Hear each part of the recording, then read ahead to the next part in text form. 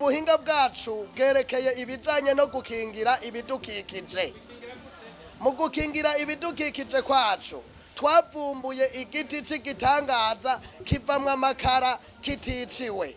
Ico giti rero ni igiti cy'agataraboneka aho ibihugu byinshi bigifise mugabo bidashoboye guhinguramwo amakara. Icivugo cacu rero ni igitangaza ni igiti kivamwa amakara kiticiwe. Mu gifaransa naho miracle est un arbre qui produit des charbons sans être abattu. Ayo makara ni ubuhinga bukomeye cyane aho mu ishirahamwe ryacu Makara Kigazi Mbabura Burundi twashoboye kuvumbura ubuhinga bwo gukora furu nk'iyi nk'uko muyibona. Iyo furu ikaba ishoboye gukora ibintu byinshi. Hariho mafuru twubaka yo mu bwoko bw'uku yo kudufasha gukaruboniza bijya bishishwa by'imise y'ibigazi. Tumaze kubikaruboniza tukabikuramwo imyotsi yose n'ubushafu tukaza turonka amakara yaka nk'uku mubibona namwe. Ku by'ukuri ni ibintu byiza cyane. Akamaro ubwa mbere afitiye umuntu yahisemwo kuyakoresha nuko aragumye araramba cyane ku mbabura. Rero ku muntu yahora akoresha amakara y'1500 ku munsi aca akoresha ikiro kimwe naco tukaba tukigurisha amafaranga 550. Ako n'akamaro ka mbere.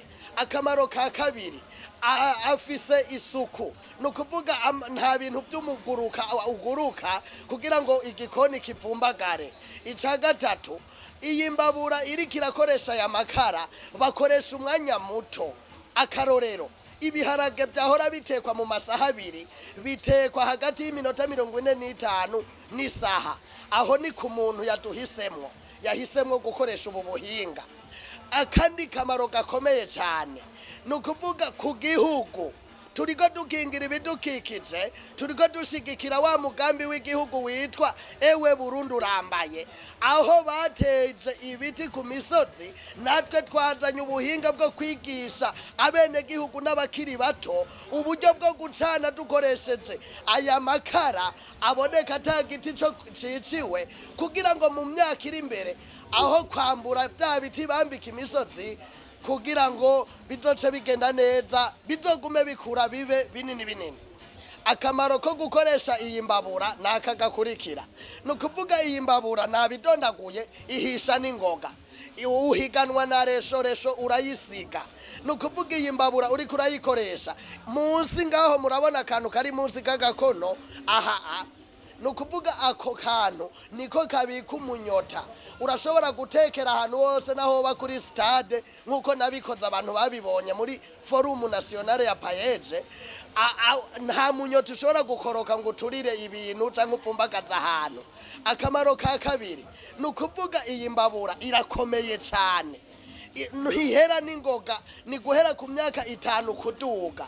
Akamaro ka gatatu nukuvuga iyi mbabura icana amakara yose ashobora kuboneka mu Burundi canke muri Afrika, naho byo bibizuku canke umuguruka w'imiceri canke umuguruka w'ikawa byose iracana. Iyi mbabura isanzwe ifise ubuhinga bubiri. Nukuvuga iyi mbabura uri kurayicana ukoresha bateri, umuyaga nkuba. Bigenda gute? Bateri yo isanzwe dukoresha guhera ku bateri y'itelefone kuduga kugera ku bateri y'imodoka iya pano solaire gutyo. Hama irakoresha umuyaga nkuba mu gihe urinze kurahuza sharijere y'itelefone kugera ku sharijere ya kobi ikwiza 12 volte.